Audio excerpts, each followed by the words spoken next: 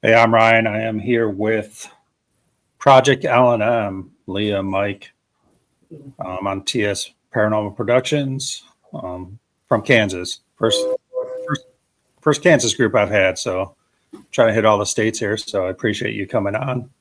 Hey, no problem. Having us on. Do a little background. So you guys are a Christian-based paranormal group, which really fascinates me. And so how did you two meet? Was it? How did we meet? Well, not meet, like, was it, Christian based? Then you guys got into paranormal, then We've always been Christian. Yeah. We've been married for almost 20 years now. Okay. We didn't start into the paranormal until about 3 years ago.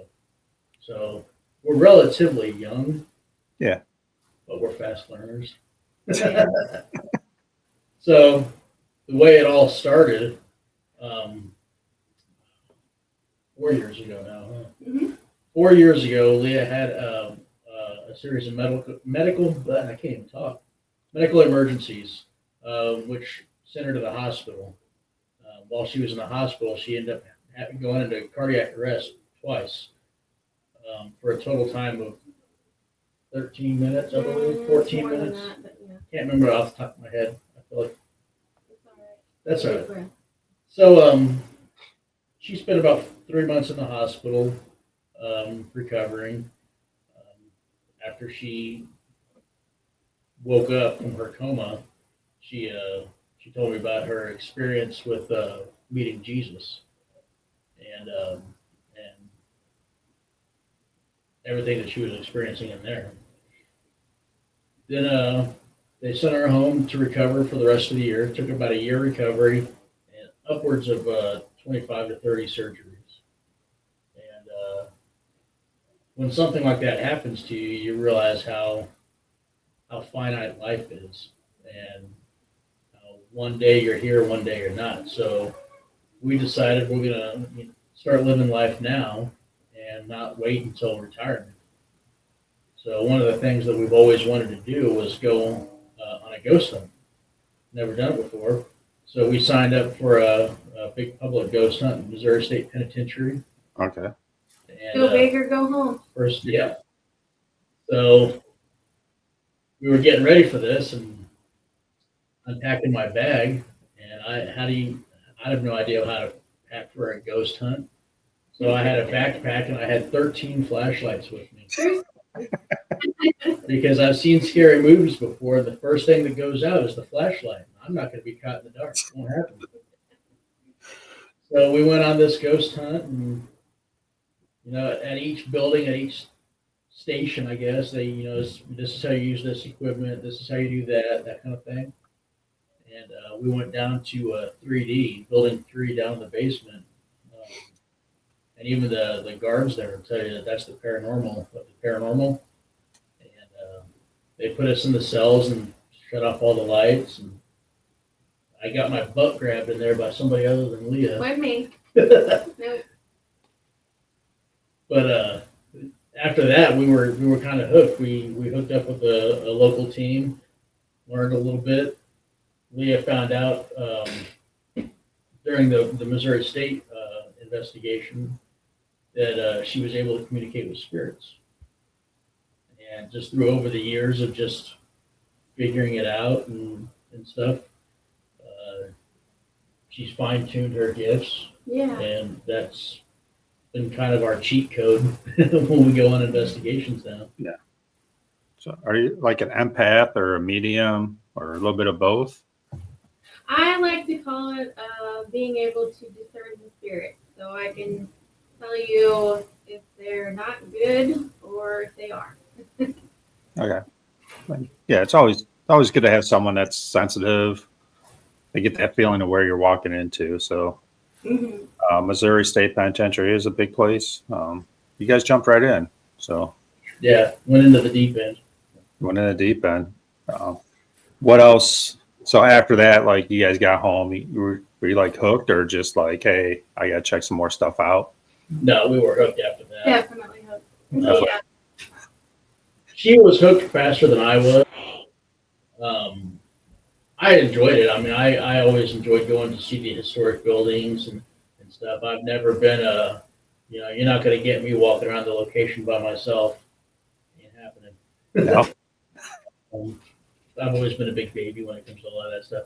But I also discovered that I enjoy video editing and making videos of all the locations. So that's my piece of the puzzle is the evidence and making the videos. So after we do an investigation, I'll spend the next 80 hours making the video. She'll help me go through the evidence, and we'll put it all on YouTube and show it to the world. Yeah, your videos are pretty good. I mean, I like watching them. I don't know if I subscribe to your YouTube channel. My bad. I will after this, but I do. I go on YouTube. I'm terrible at hitting like buttons and commenting. So I just watch it and then I just look them up again, and I'm like, well, I probably should subscribe. But no, I mean, like me, we do a lot of different investigations, and I try to edit. I'm not good at it. Yeah. But I enjoy the evidence review part of it. So I love part of the whole thing is spending the next 6 weeks behind the computer just going over everything. Yeah, it's a lot of work. I mean, a lot of people don't understand how much work you put into it, especially when you get into film editing, EVPs, review. So I'm not gonna talked about this before. We did a big trip. We did 6 places in 5 nights in June. We just did our podcast 2 days ago because it was over 30 hours of just digital recordings that I'd go over. Yeah. And maybe 2 minutes of actual evidence out of that 30 hours. So, and sometimes you go to places you don't get any evidence. It just works. You know? Which, I mean, I think that's good too. It keeps you honest. Absolutely, yeah. Because if you get evidence every time you go somewhere, then you got to start thinking. Yeah, it's to a point now, like the growls and the get outs, I don't even put on anymore because there's just so many of them. Like I hear get out or a growl, I'm just like, I don't even put that out there on social media because everybody has them. We'll talk about evidence real quick because I was just watching the show. What's your belief in orbs? In orbs? I'll let you take. Me? Oh, okay. I believe in orbs, but I'm pretty picky. To me, if it's an orb, it emits its own light, and it moves like a person. You know, like it's got its own pattern, its own. Okay. Yes. Whereas bugs and dust and anything else, it's all kind of going the same way, or you can really kind of see the wings of the bug and. But orbs, I definitely believe in them. I'm kind of picky on which ones to pick, though. I mean, that's why I am. I believe there are orbs out there that are spiritual, but there's too many other factors that it could be. So definitely have to be picky about it. Yeah. But I think people are too quick to dismiss them, and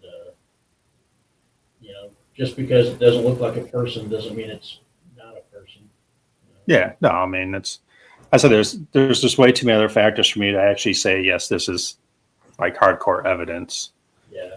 I mean, they're cool. I mean, I was watching Ghost Adventures House Calls today, and dude, their orbs are just ridiculous. Like, come on, like not every single thing is an orb. But, I try not to put too many orbs on my videos, but if I do, it's because it really stood out to me. Yeah. Our latest one of Oliver Anderson House in Lexington, Missouri. There was an orb that I guess we'll call it an orb that manifested behind Leah at the beginning of it, and it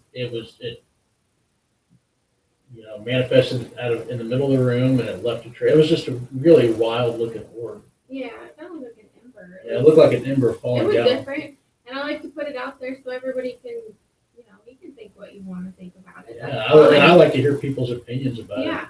Yeah. Maybe they'll come up with something I didn't think of for the next time that I review evidence. Yeah, I mean, I put one out there, I think, in 20 years, and it was like a ball light on a chair. And I found it interesting. It wasn't moving. It just like kind of appeared as like a sphere, and it was off the chair, and it was probably 4 or 5 inches. Then it disappeared. I don't know if you call that an orb, but it was interesting to me, and I didn't get any backlash from it. So I guess It's paranormal because it's outside of the normal, right? Yeah. See, so the description of what you're doing. Yeah. All right, so we have Patriot Paranormal on too. I'm guessing you know them because she said, or they, I don't know who they are, but you get evidence everywhere because you're a medium. Yes. Okay, no lie. You could put me in the middle of a field and I'm going to talk to somebody. And we've done it. Yeah. So, You talk about fields. How about cemeteries? How do you feel about cemeteries? I don't go to cemeteries. That's kind of that's a place that's off limits for us, for our own moral compass. You know, it's a place of rest and place of reverence that we love driving around and looking at them because some of the headstones are just beautiful. Yeah. Yeah. But as far as like going and trying to communicate, the spirits aren't at cemeteries. Yeah, I mean, that's my belief. Yeah, you'll probably get some interaction, but I don't know. For us, it's a place that's off limits. Yeah. I believe your spirit leaves when you pass away. So, and me personally, I'm not going to go hang out at a cemetery. So, yeah, way better places to hang out. Yeah, way better places. I mean, that's my belief. A lot of people are big into cemeteries, saying they're haunted and stuff. Rock on. Yeah, as you said, it's I don't say more respected place, but it's if they are there at peace, they're there for a reason, and leave them alone. So that's my. So, Kansas. What is your guys' hot spot out there? You guys have a go-to place? We've got a few of them. So right here in Abilene, Kansas, where we are at, we have it's an old Abilene town that we kind of help out with their paranormal side. Old Abilene town is Abilene was the end of the Chisholm Trail, where the cowboys drove the cattle up from Texas. Okay. And old Abilene town is a recreation of the red light district, where the cowboys would, after they got paid, they would go and party. So we've got 5 or 6 buildings in this small little town to investigate. Some of them are authentic from the 1800s. Wild Bill Hickok, he was the sheriff here for a little bit, and we got his cabin that he lived in. So that's one of the places that we like to go. We got Atchison, Kansas, so that place right there is just ridiculous. But so they got McIntyre Villa, we got the Sally House. The Dilgert House. The Dilgert House is a relatively new one that's up and coming. Back Road Atlas for the Rose Trunk. It's an antique store that is just really got some fascinating activity there. Mm-hmm. And then in other parts of Kansas, you've got the Garnett House, which is a famously haunted demonic house that we went to, and I did a video there. We counted 13 dolls get thrown at us on camera. And 100%, it's a demonically haunted house. And it was a very gross feeling being inside there. Mm-hmm. Yeah. So. And there's other places too that I can't think of off the top of my head. Oh, the new one, Sleeper Mortuary. Sleeper Mortuary. Yep. This weekend we're doing an event at the Ellenwood Tunnels. Ellenwood Tunnels that were built in the mid 1800s. That's it. Yeah. That I think of. I saw you guys post pictures about the tunnels. I'm like, are they in the UK or? I'm like, they looked old. Funny thing, so the immigrants that came over and settled in Ellenwood were from Germany. Okay. And I guess that was a popular thing to do in Germany was build the tunnels for like wintertime because it was always like a constant temperature there. So they did the same thing here, and they just one day I'm not sure the exact history, but one day they shut the doors and never went back down there until different building owners over the years opened it back up. Everything that's down there was down there when they were all there. Yeah, there's a harness shop down there, remember? And he did all the stuff for the horses, and then they had cars, and then he just shut the shop down because there was no need for it anymore, and all that stuff's still down there, which is really cool. Yeah, it's a really neat place historically. We're going to do an event for them to help raise money for the tunnels to keep them going. Mm-hmm. And that's what a lot of people don't understand, like the money that is put into these places. And there's people like you out there that are helping keep them restored. Because if they weren't restored, they would just get torn down and they'd be gone. And not really care about the paranormal part about it. I mean, I do because that's a lot of people, spirits there, but just the history of it was gone then. Yeah. you always see old pictures of like, oh, that would be cool to investigate, but it got torn down 100 years ago. So, Yeah. you guys mentioned new places popping up. Is that, I mean, we have it in Ohio. More and more places are popping up, and it's kind of hard to defer. Are they doing it for the money, or are they doing it to keep it, alive? I guess you want to say. I mean, what are you? A little bit of both. Some of it's for the money, and some of it people are genuinely into the history. Yeah. If they want to do it for money, then who am I to say no? Yeah, I mean, I've had a couple owners on here at the podcast, and you don't really make money off of it. So I mean, Yeah.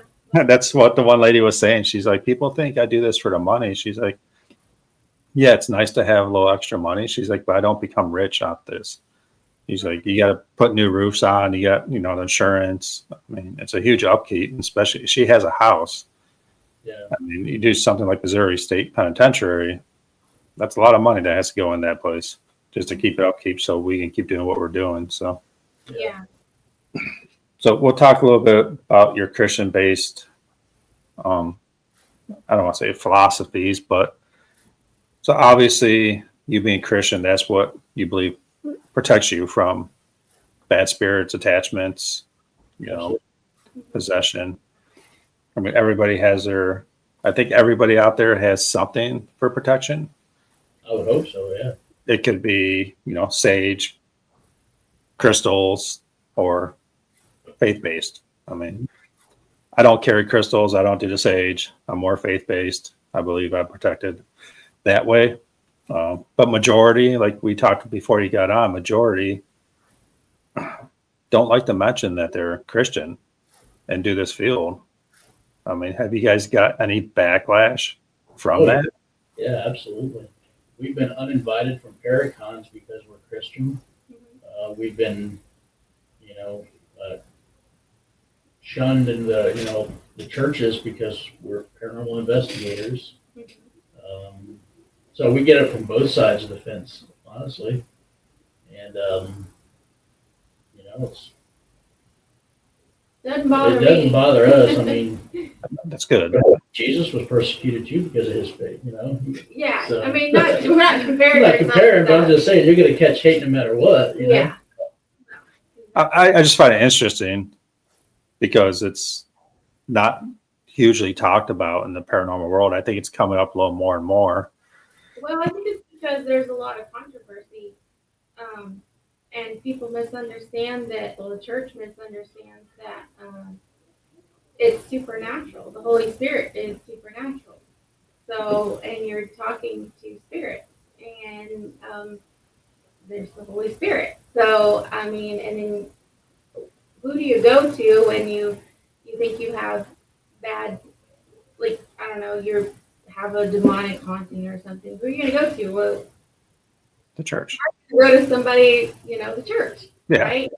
So you might as well just go right out the gate with it and have Jesus and his angels protect you right out the gate wherever you go. And I like to let people know that it's okay to say, I'm a Christian and I'm a paranormal investigator and I'm here to help you. It's okay to be both. Yeah. I mean, When we do home investigations, which is what we really like to do, people are actually happy that we're Christian, and this is the authority in which we come into these places with, and this is the mindset that we come in when we do these investigations.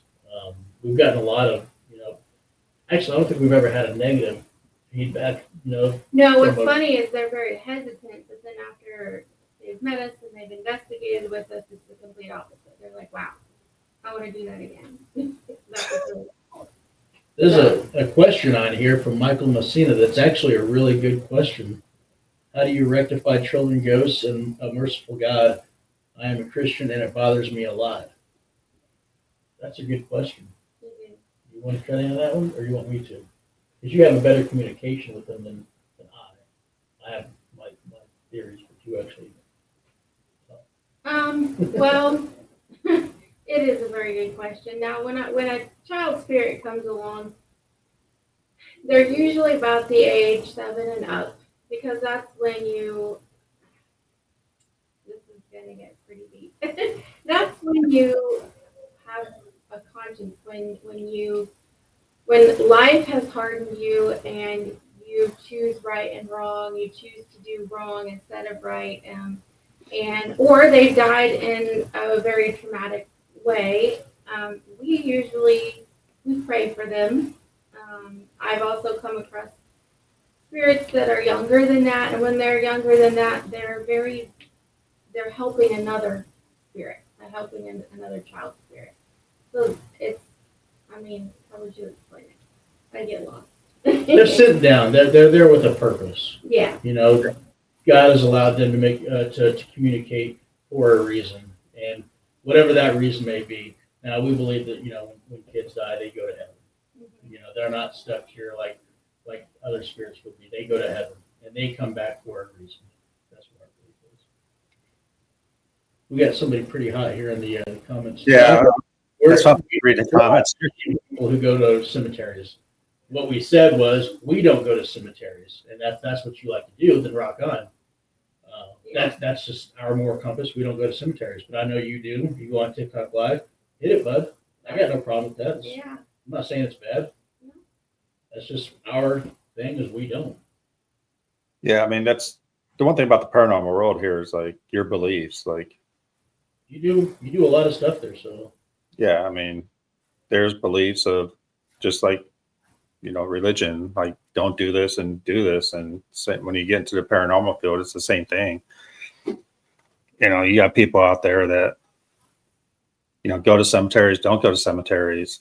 It's not right or wrong. It's what you believe in and what you want to do. So we're not bashing anybody here. I just don't go to cemeteries because I don't believe they're haunted. So. No offense, Josh. Sorry. I mean, we're not bashing you, man. No, sure. Your question about kids, Mike. And if you have more questions, you can send us a message. Yeah, ask away. Mike is one of my members of my group, so. Oh, okay. Yeah. And I'm going to bash him a little bit. That's the most intelligent question he's ever asked. So, sorry, Bird. No, we're going out Friday to Grand Midway to do an investigation. So, it's always best if you do come across what you believe is a child spirit. The Bible says to challenge every spirit you come across. Yeah. Ask, challenge in the name of Jesus. Are you here for? Are you on his behalf, or are you something else? So challenge every spirit you come across. No matter where you go. Yeah. And, if they're of God, then there's going to be a reason why they're there. Yeah. So a lot of people say that child spirits are demons portraying themselves as children. I'm not saying it, but they're like every child spirit because there's no reason for a child spirit to be trapped here. Right.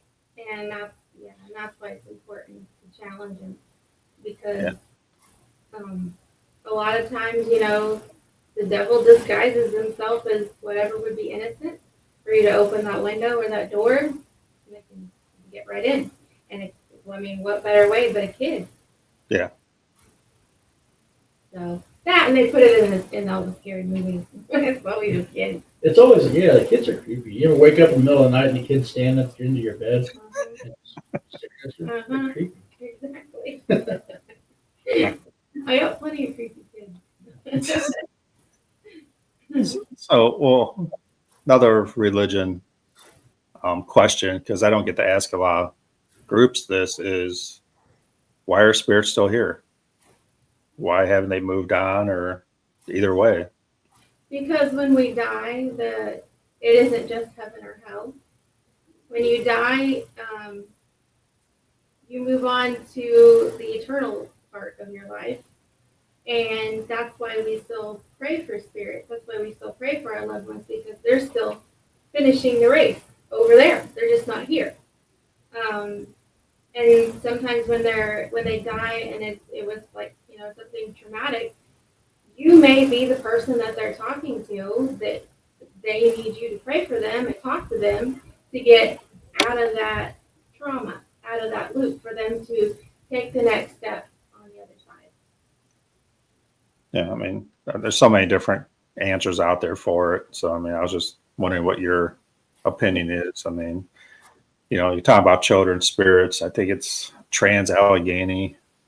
There's a child spirit there, and they're saying it's looking for its mom. That's why it's still stuck there, which is sad. But Yeah. I'm trying a lot of comments tonight. So Yeah, that's good. I love questions. Yeah. I mean, that's what I'm hoping this turns into, my podcast, because I don't want to ask the questions all the time. So I'm glad you guys had the comments on, because usually I'm just repeating them. The Spirit Haunted Cemetery in Charleston, South Carolina. I bet there are a lot more haunted cemeteries than what Especially the really old ones. than what I would know. Why are they haunted? I guess that's just probably a good question, is why is any house haunted? They're definitely, I don't believe that the spirits are trapped in one specific place. I believe if there's something trapped in the spot, it's the energy of that person. So I don't know why a spirit would choose to hang out in a cemetery. Well, I think like Josh was saying, so he goes to the cemetery and he helps a lot of spirits. So we go to locations and we help spirits. So maybe they weren't there, stuck at the cemetery, but they know that he's going to be there. And so that person was there for him, meant to be in his path on his journey for him to help. Yeah, I mean, That's just my thought. I was always a big believer, like, spirits are at a location for a reason. Like, they're comfortable there or whatever. But the more and more I do, it kind of seems like when you have like a paranormal house, and it's only a paranormal house that people go ask questions in the whole city, why wouldn't other spirits come and try to give their answers too? And So just we run into that, especially in Atchison for some reason. When we go to McIntyre Villa, and we've been there quite a bit, we always seem to get, spirits that are just wandering by and wanted to stop and say hi, kind of thing. Yeah. So, Tell their story. Yeah. For And- sure. what if they are attached to a certain place, and you're talking old cemeteries possibly being, haunted. So those old places get torn down. What are they familiar with?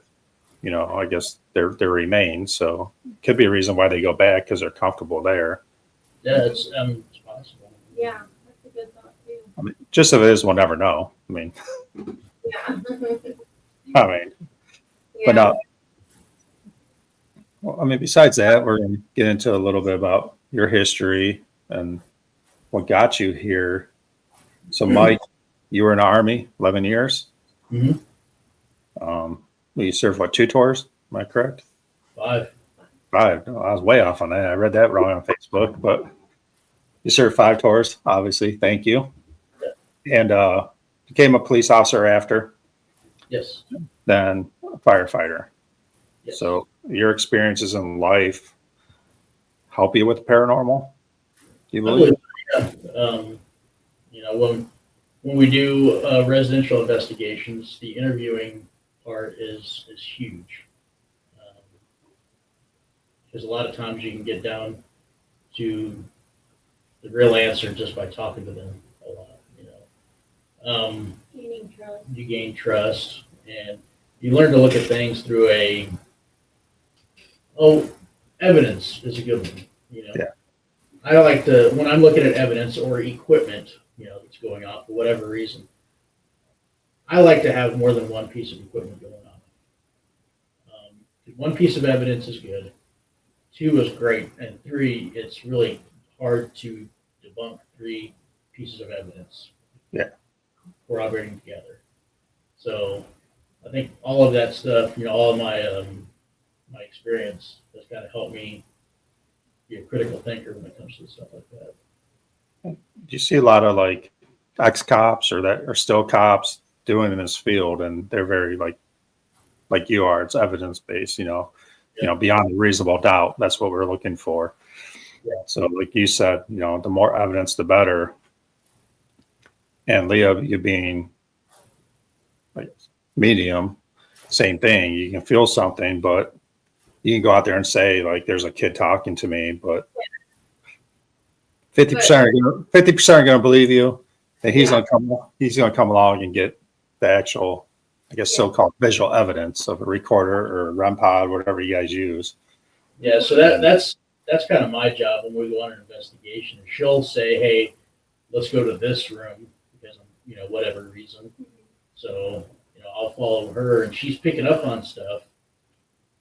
So it's my job to capture it so I can show you what she's getting. Right. Because if it was just for us, I mean, of course I believe her. I've seen too much, and if you've ever investigated with us, you'll see what we mean.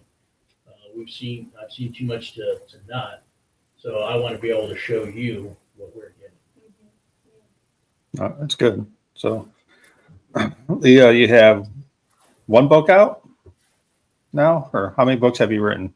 Just one. Yeah. Just one. Yeah. Planning on any more? Yeah, actually, I definitely want to make another one because I just keep learning more and more as we go along and do things. And I think, like I said, for me, it's really important if you have the kind of faith base that we have. When I first started, I wanted books to read. I wanted somebody to turn to. I needed a mentor. I needed, I'm a Christian, but I know these spirits are around. What's happening here? I don't want to do the wrong thing. And so I plan on writing more books, and maybe hopefully it'll be a good guide for other people.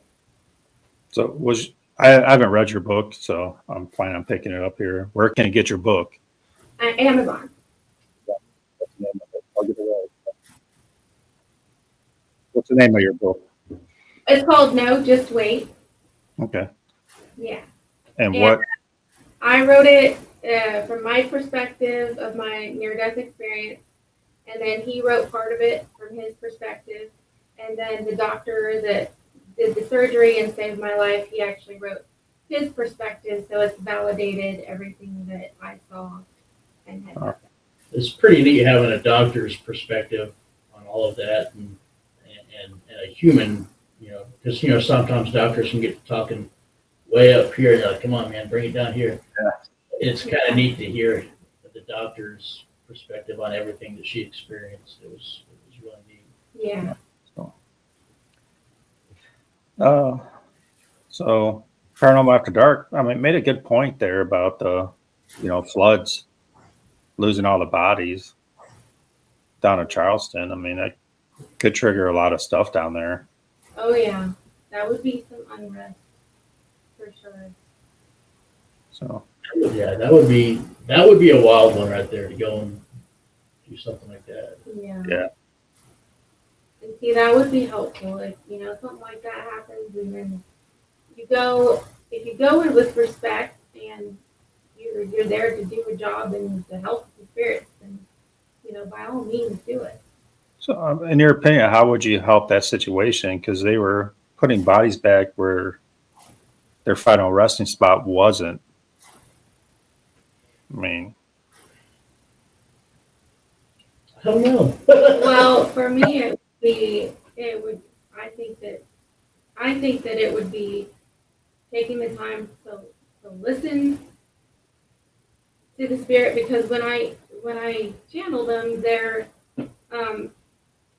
they'll tell me everything that happened to them and who they are, and then we always ask them what do you need, and it's always been prayer for us. Can you pray for me? Yes, we'll pray for you. So I think that it helps them no matter in what situation it is. It helps them rest and helps them. I feel it, and I can see it and feel it when I'm channeling it. nice.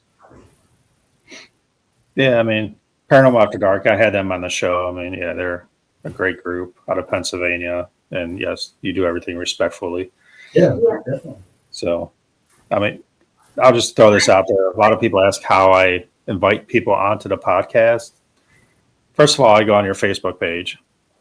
And if you actually have a YouTube page and show videos of you actually investigating, I invite you on. If I agree with your ways. If I don't agree, because I like, again, different people's perspectives. If your Facebook page is just you asking for followers and 55 memes in a row, yeah, I'm not like, sorry, I can't do that. So that's how I decide who I ask to come on. So someone asked me the other day about that. Yeah. I don't blame you. You want to hear a little bit about your near-death experience? Okay. Where do I start? Well, so when she was taken to the hospital, she got to the hospital a couple minutes before I did. I had a chance to go into registration and check in, and they made the mistake of telling me what room number she was in. So, and I like you said, I'm a firefighter and I work in EMS, so I'm very familiar with hospitals and terminology. So I go and I sit down, and I've not sat down but maybe 5 minutes, and I hear the tones go over the intercom that says code blue, room, whatever room it was. And I know that code blue means no pulse, not breathing. That means they are dead. Yeah. So when I went and talked to the registration, she realized that she messed up when she told me what room number Leah was in. So they put me in what they call the quiet room. They call it a room where the doctor can come and talk. It's a room to get you out of the way so that way you don't make a scene in front of everybody else. After a while, the doctor finally came in, and I said, hey, the only thing I want to know is does my wife have a pulse? I said, yes, we got her back. And they took me back there to see her, and they were getting ready to take her back to emergency surgery to figure out where the bleed was at. She had two arterial aneurysms. The gastroduodenal artery had ruptured, and the splenic artery had ruptured. So they took her to emergency surgery, and they found what they thought was the bleed. They fixed it, and they took her up to the ICU. Between the OR and the ICU, which is not very far, her stomach began to fill up with blood so much that it was putting pressure on her lungs and her heart that her heart couldn't breathe. Her heart couldn't beat. So the doctor came out and said, hey, we need to open her up and relieve this pressure. I said, well, stop talking to me and go and do it. It was probably 30 to 40 feet from where I was at to her room in the ICU. And in that 30 to 40 feet, she had coded again. So her heart stopped a second time. Well, the doctor did an emergency surgery in the ICU with no anesthesia. So he opened her up from chest down to her pubic bone, and that's where he was, able to see what was going on. They gave her 6 complete blood transfusions. That's how much blood she had lost. And I saw all this. So when my heart stopped, what I saw was the beginning of the story where you hear you're above your body, and I was kind of above my body. I could see the whole scene. And around my face, it was really bright, and there were the nurses and the doctor. Somebody was working on me to get me back, and then I saw the doctor take his tin blade and just slice me right down the middle. I saw the blood just gush out, and then everybody stopped for a second. Everybody gasped, and when I told him that, he verified with the other nurses that is what happened. Everybody stopped and was like, they didn't expect that much blood to come out when he did that. I could see that, and then I could see Mike in the waiting room at the same time. So when you're dead, you can see everybody and everything at the same time. And there is no concept of time like there is here.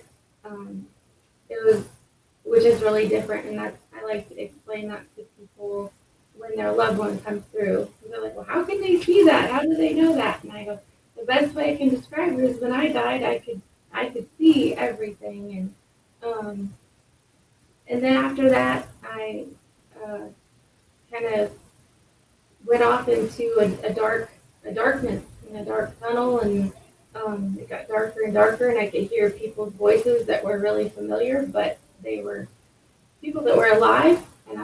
And I went closer because I knew these voices.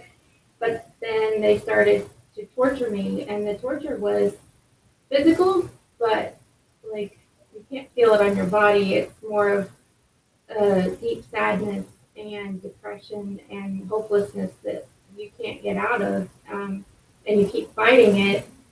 And then I got to the point where I was like, okay, I guess this, I was about to give up. And hold on. Well, there was a hand that was on my right arm. I can remember it. And then there was like a white bright light warm behind me, but I kept looking at this hand. And as soon as I saw the hand, I heard, "No, just wait." And I knew it was Jesus because the darkness was gone. I could see Mike again and my mom, and they were praying, and my mom was, and it just like a peace came over me that it surpasses all understanding. You're absolutely perfect. You're in perfect peace, perfect love, perfect everything. And what I wanted was for Mike to come up there and be with me, because it is absolutely perfect. So that's a little bit of my near-death experience without giving away the whole little book. Buy the book. Come on. Yeah, there's a lot more in there. That's a beautiful and scary story. Yeah. I mean, that's the only way I can put it. I mean,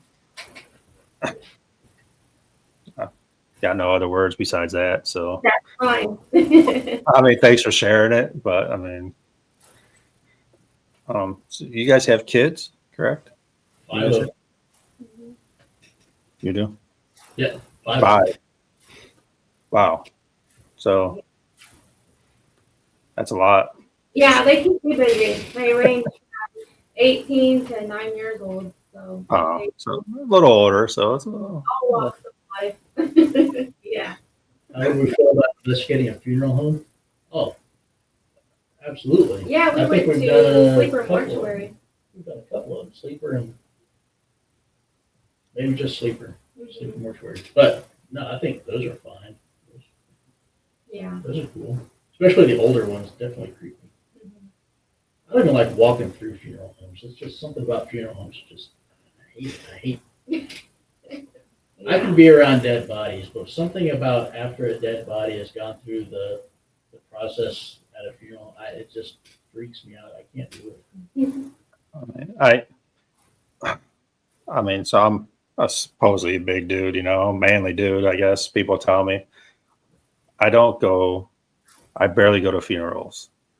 Some odd reason, they're just hard to go to for me. Yeah.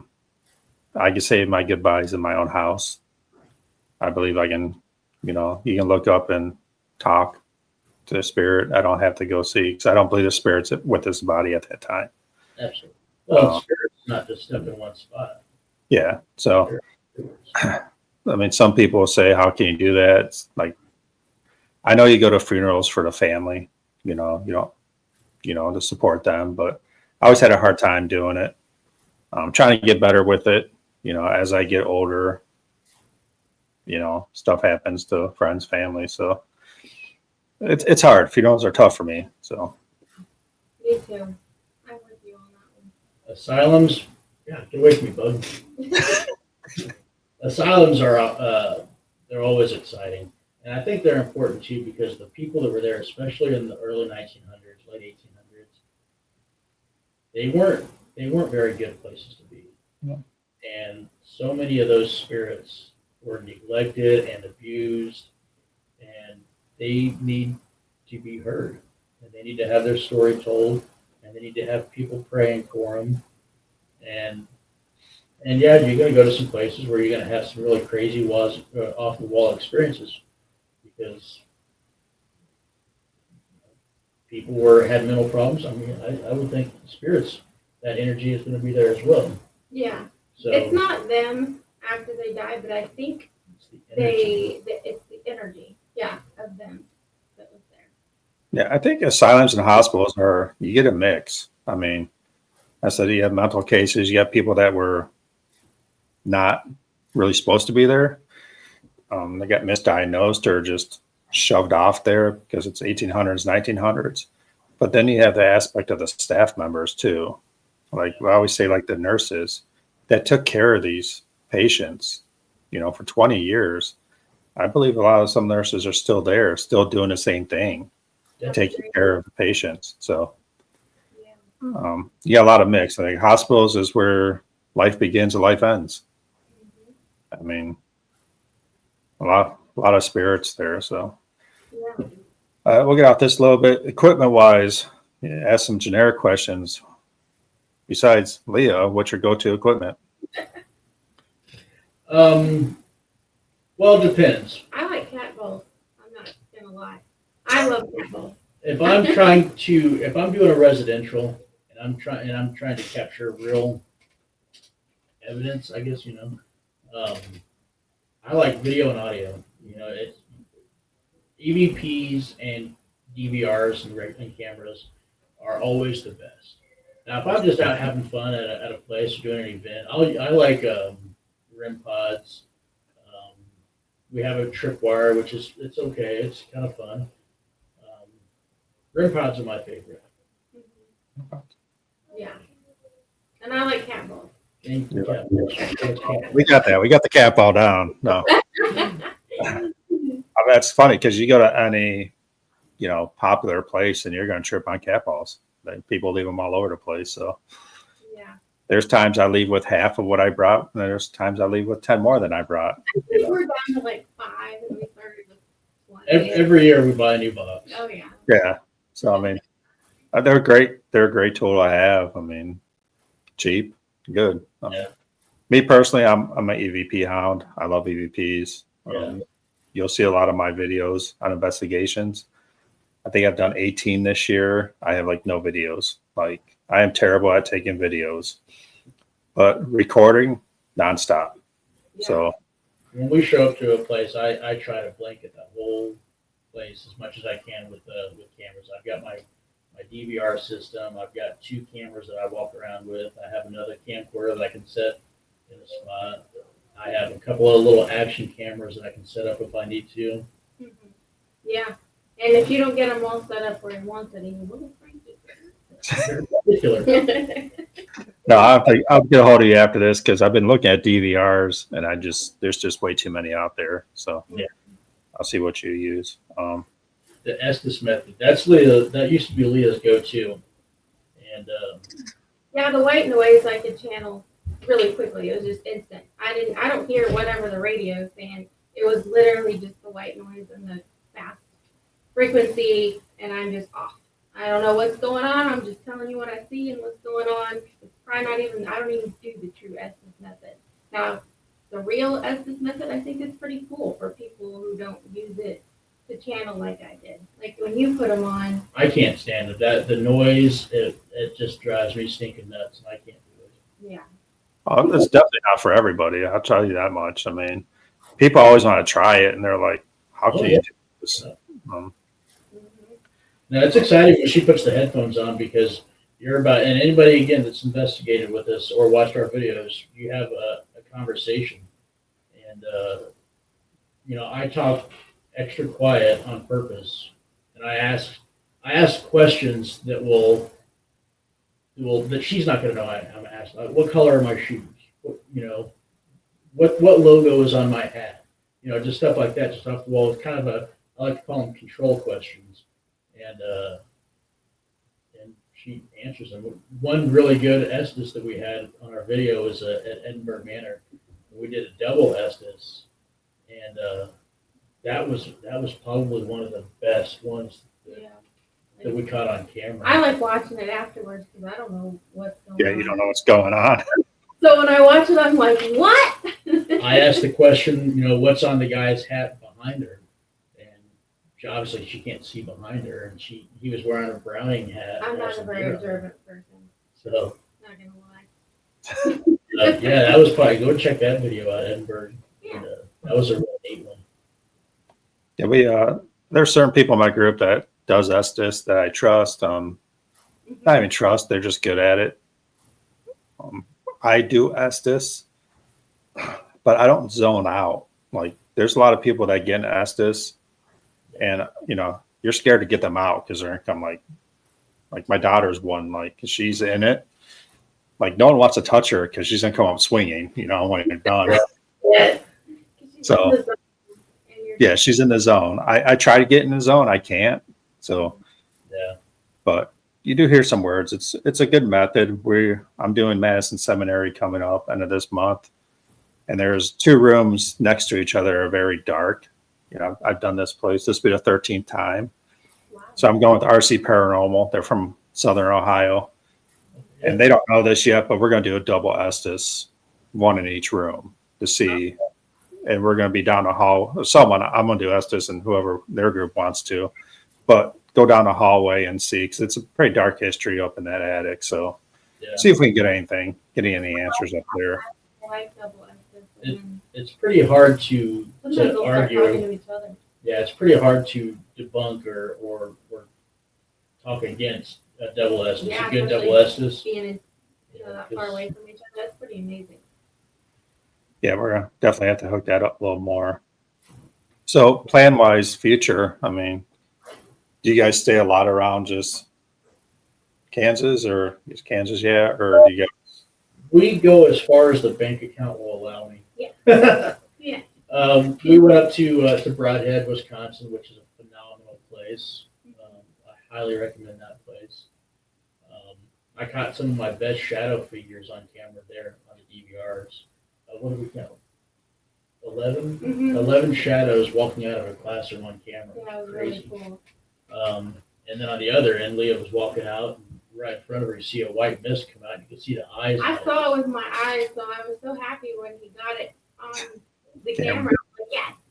And Bill Walter, the owner of the place, he's got this really cool experiment.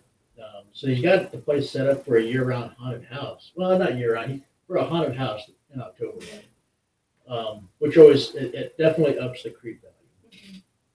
But downstairs, he's got a fog machine that he lights the room up with lasers in the fog, and you could actually see the spirits walk through the fog. It's the craziest thing. Yeah, I saw you guys post that. That's pretty. I think Ghost Hunters has done that before. Have A they? couple of I remember that. That's hard to know. But it's we got that on video and some really cool stuff there. So that was a really cool place to go to. Then we went up to Indiana and Ohio a couple of times. Yeah. I think this next year we're gonna try to hit Iowa. We've been in Iowa quite a bit, yeah. Yeah, and that's as far as we've gotten. Yeah. Yeah, we don't go too far, like West Virginia, Virginia. We go to Missouri a lot now. Yeah, this year we spent a lot of time in Missouri. Thanks, Patriot. They're always like, hey, check this place out. And I'm like, yes, because they find some really cool places out there. And I like the ones that are not over investigated. Yeah. You get to the places that are too popular, and people do a lot of stuff there that attracts some not so friendly spirits, and then it just takes all the fun out of it. Yeah. So if I'm going to Kansas, name 1 or 2 places I have to hit the paranormal investigator. The Vicantier Villa in Atchison and Leveling down here in Abilene. Yeah. Oh. We I was will at. come on out. How far? Use my DVR cameras are Zosi, Zosi, and then my regular cameras they're just some cheap 4K cameras that I got on Amazon. I can't even pronounce it. The name's Chinese or something, but they do a pretty good job. That's what all my videos are. Yeah. Yep. All right. Well,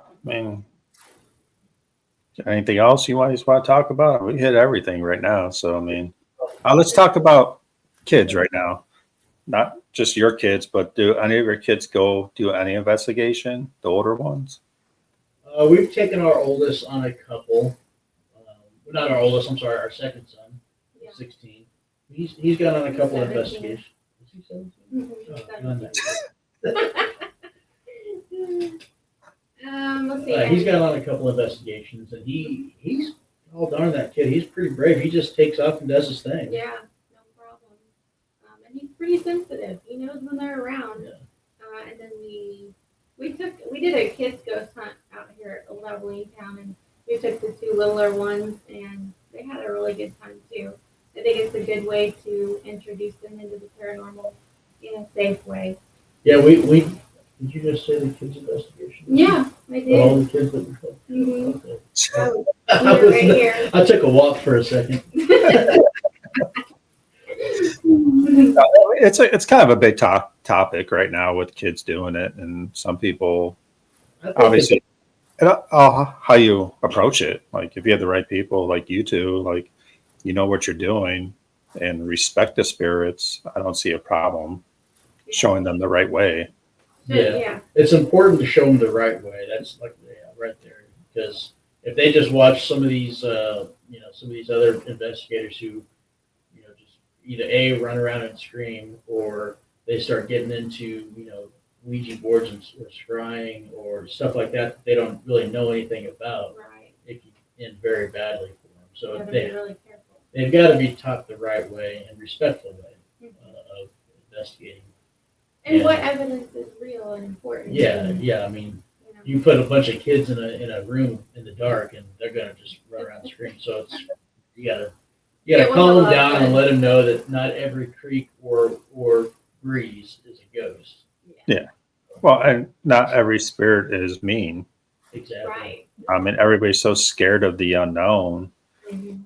And I've run into that where someone said they had a kid spirit at their house and they were scared. And I'm like, just roll them up. Maybe the kid just wants to play. Like, roll a ball. Like, I mean, who knows?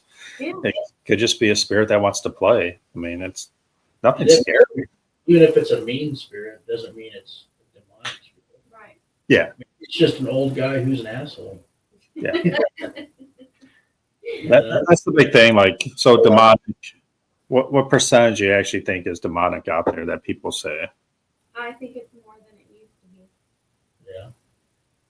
You said more than it needs to be? More than it used to be. Used to be. Why is that? I think we've run into it more than I thought we would. That's just Okay. Well, and people perceive demonic experiences way different than we do. I mean, so take her and I for an example. We went to the Sally House, which is the Sally House, Yeah. It's famously haunted, demonic haunted house. We're both sitting in the living room or in the basement. Well, we'll talk about the basement. Mhm. And I'm fine. I am cool as the day is long. There's nothing going on. And she's like, no, there's something dark here right now, and I don't like it. Now she doesn't get scared, but she's like, No. there's something dark, and we need to be careful. And I'm like, I'm good. So, because she's more in tune, she sees the spirits in a different way than we do. So just because we don't see it or experience it like that doesn't mean they're not there. Yeah. So, and then demonic spirits will reveal themselves in different ways. Maybe they're a kid. Maybe all they do is just move something. So you really there's a whole lot of stuff that goes into it for a demonic spirit, but it depends on who you go with and who that person is, or to be able to pick up on demons. There you go. Yeah. So, I mean, I don't think I've ever ran into demonic stuff. All the investigation I've done, like you said, just mainly asshole spirits. I mean, that's what I feel like I run into more. Do you believe that, like, because of your faith and strong beliefs, could it, like, is that demon going to try to challenge you more than someone that's not?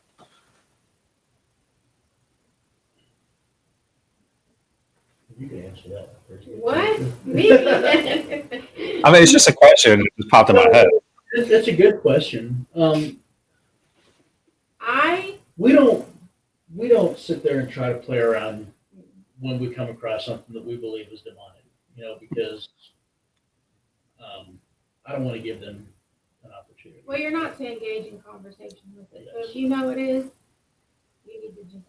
As soon as we realize that something could be demonic, I stop her and we jump straight into prayer. Okay. Now, you're going to have residual feelings from all of that. When we went to Garnett House, that house affected us for a long time, months. Whole life. Months. And so whenever we come across something that we believe is demonic, we jump straight into prayer and we just leave it alone. It's not going to leave you alone until you get some protection. You call the name of Jesus and have his angels come down. That's the only thing that's going to stop them. Your rocks, your sage, and stuff like that. That's not going to protect you from the demon. That's a good answer. Glad you said you're not going to push the envelope there. No, we don't. If you ask me to go and investigate this house on this street, it's a famously demonic house. No thanks, but I'm good. I believe you. I don't need to go there to experience that. I'm good. So we've gotten a lot pickier over the years of where we go. We like to go to battlefield houses. Like Battle of Lexington, Oliver Anderson House. That was amazing because it's not overly investigated. People don't go in there and stir stuff up with Ouija boards and stuff and accidentally invite something in, or on purpose invite something in. So that it's a true, authentic haunt. And because, like I said, it takes the fun out of a place when you go in there and there's something not nice and it scratches you, or it smells like rotting meat, or it throws stuff at you, or it's talking, just vileness, and you don't want to. Where's the fun in that? Yeah. Anybody that's truly experienced a demonic haunt knows that's not fun. As paranormal, Surface of it, so I don't want to say we're truly experienced. We've only scratched the surface, and I'm good there. as paranormal investigators, we're majority are out there trying to get answers. Mm-hmm. That's what we do. That's what majority do. Big majority now just want TikTok followers and views, but yeah, if you're really into this for the reason, and then you're going out there to get answers and maybe help that spirit or help a family out that is dealing with something. So there's really no reason to go in this is demonic house. Hey, let's go in and what are you going to accomplish? I don't. Now, if we, because like I said, what we like to do, our main calling is to help people residential location. If we go in there and it happens to be demonic or dark, what have you, then that's different because we didn't seek it out. And we're helping somebody. Yeah, totally different. So, all right. Well, again, I appreciate you two coming on. We're over an hour into this right now. Yeah. So, again, I appreciate it. I reached out to you, I don't know, a month or so ago. So what you guys were based out of, and I loved it. Again, follow them on Facebook, their YouTube page. I really appreciate you being open about how you investigate in your beliefs, because it's not out there that much anymore. I think more and more people are coming out as that. So, I'm happy. Be unapologetically Christian. It's okay. So, September 21st, I have a show coming up. It's a member from Verona Ghost Chasers. We're actually doing a collaborating podcast. I started that up. So I think it's Justin from Verona Ghost Chasers will be on. Religious based investigator, not group, but investigator. Mm-hmm. And was it Southern Ohio Paranormal Society, Nacho? That's what they call him. Really great investigator. out of Pennsylvania. They'll be on too. So that's a total Q&A podcast. If you guys want to jump on, Definitely. or if one of you is interested, just jumping on the show, send me an email. I got 4 spots. So we got 3 right now. If you want to jump on and BS with a bunch of guys and answer a whole bunch of questions, I'm game for that. I appreciate you guys coming on. Awesome show, Bird. A lot of good questions from everybody.